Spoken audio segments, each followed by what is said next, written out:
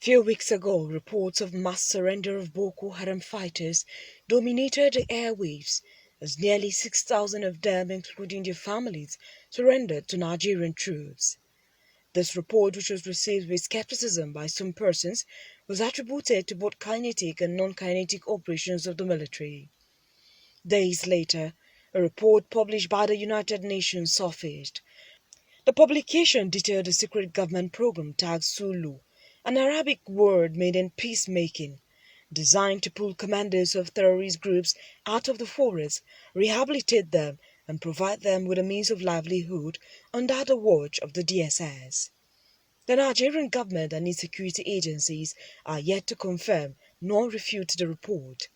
Security experts argue that such a deal would only reward mass killers and may be employed to activate terror sleeper cells across the country.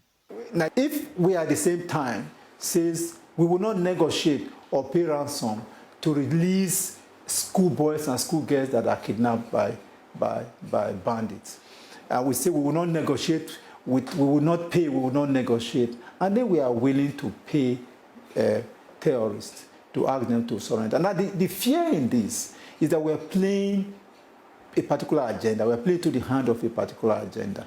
When you release these terrorists, they are not repentant. Government have said to us that the news we were fed with, which of course I objected to that, it couldn't have been true, was that because of the military pressure, because of hunger and the, being battle fatigued, because of the division within the terrorists, that they decided to surrender in droves.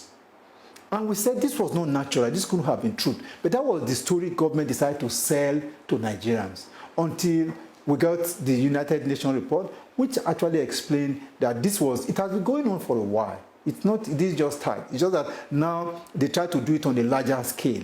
These guys have not repented, but they are lured by government with money. And we are playing into their own strategy to give them access to Nigeria.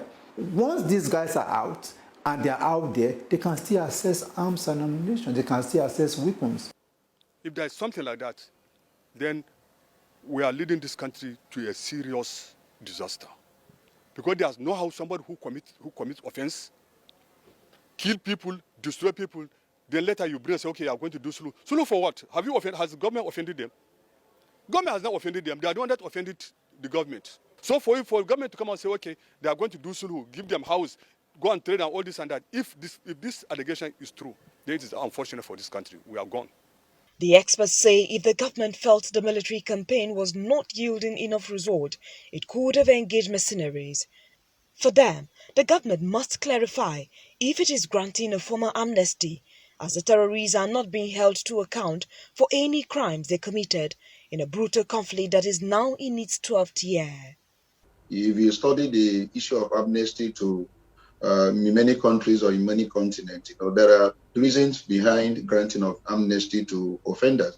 Mostly, it occurs with political offenders when there are issues of rivalry to position of power, and maybe the opposition has probably caused some mayhem, caused some level of death, killed, and then you are now talking about reconciliation.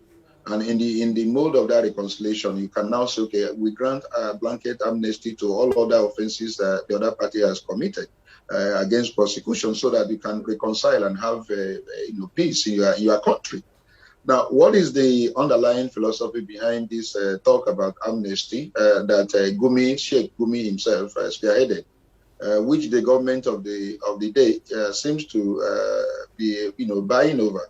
What is the idea behind it? Is it that these guys have shown enough remorse and they have shown enough repentance? And what are the bases for that remorse? When they were coming out from the bush, where they have been killing and maiming Nigerians, did they come with their guns? Did they return their guns? Have they been able to provide vital information to the Nigerian security authorities as to where their colleagues are, who are still causing mayhem, killing every day? And now it's as a result of the dubious policy of the government that have actually emboldened the people, these criminals, that are doing what they're doing, to the extent that nowhere is safe in this country, except God himself that is protecting us. So what is actually the idea? We need to understand the idea. We need to understand the objective, the philosophy behind this clarion call, for this amnesty? Have they been properly profiled? What are the basis for it? If we don't understand it, we cannot be able to actually give even legality or legal, meaning to what is presently playing. What I know in the state is that if anyone has committed a crime, that person must face the law. He has his day in court. If we feel that the military cannot do it, we can get mercenaries to support the military, to really crush. And it's possible. We've seen what happened in Chad. That Chad effectively dealt with Boko Haram from their own side of the border. And we thought that what government should do from our own side is, if we feel our boys were not doing enough with the needed support, they can get their machinery that will come from around the world that will join hands with the military to further degrade this element. But that government chose, in their best, in their wisdom, to bribe terrorists to surrender. I don't.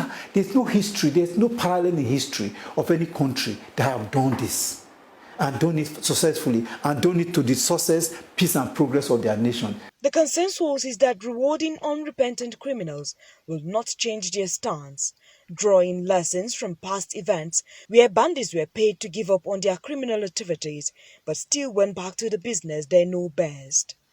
Government give them money that they shouldn't attack. I mean, it's just like encouraging them, because by the time you give them the money, they'll go and buy more arms and come and attack you the more.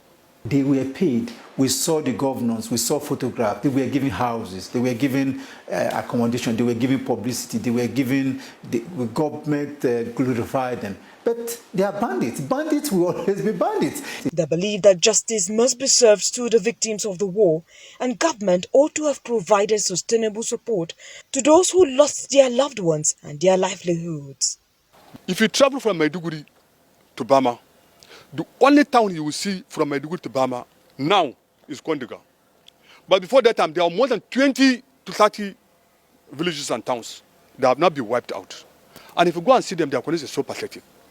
And by the time government say, okay, they are going to maybe give them something to cushion the effect, how many people are going to give them? That's number one. Secondly, if government release 100 million naira, let's say for instance, hypothetically, 100 million, say, okay, go and buy food stuff for the victims.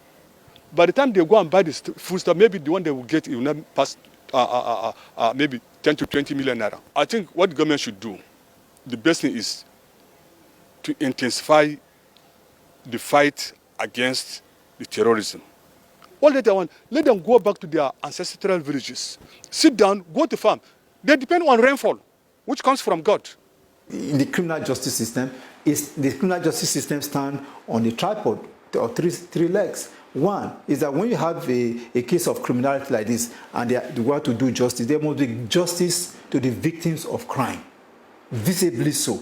There must be justice to the society that have been brutalized by the activities of this criminal element. And there should be justice to the criminal. It is only when you have done justice to these three parties that you can say justice has been done. So if you now forgive the Boko Haram element, by whatever means government wants, this is what they call government magic. Remember, fella? This is what they call government magic. So by government magic, the terrorists have been forgiven. They are given starter pack. They are integrated into society. Then you ask yourself, the 2 million plus IDPs, the over 150,000 people that have been killed, by this, is they that need starter pack to start life again. This is the IDPs that need loan. It's the IDP that need agricultural input. It's the IDPs that need all manner of support to go back and start life afresh. It is there that, so when you say our priority should indeed even have been to address the issue of the victims of crime, not the offender. While the argument on how ex-combatants should be treated continues, there are fears that those surrendering may have an agenda, and the government must critically assess the genuineness of their action. Ihotu Odo, AIT News, Abuja.